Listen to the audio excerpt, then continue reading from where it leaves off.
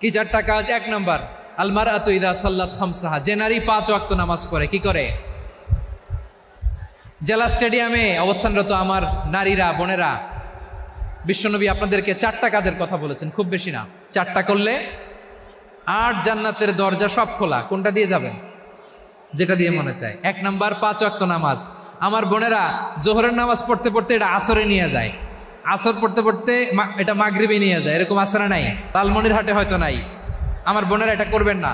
ইন্নাস সালাতা কানাত আলাল মুমিনিনা কিতাবাম মাওকুতা, সময় মতো পড়বেন। সামাত শাহরা, রমাদানের রোজাগুলো রাখবেন। হাফিজাত ফুরুজাহা, যে নারী তার চরিত্রকে হেফাজত করে, তার প্রাইভেট হেফাজত করে, তার লজ্জাস্থান হেফাজত করে। ও মায়েরা, আপনার এই গর্ভ যে কত দামি আপনি জানেন না। আপনার এই গর্ভ থেকে জন্মাবে আগামীর সালাহুদ্দিন আল আইয়ুবী।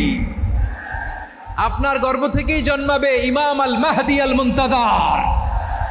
আপনার পেট থেকে জন্মাবে আবু সাইদের মতো বীর সৈনিক।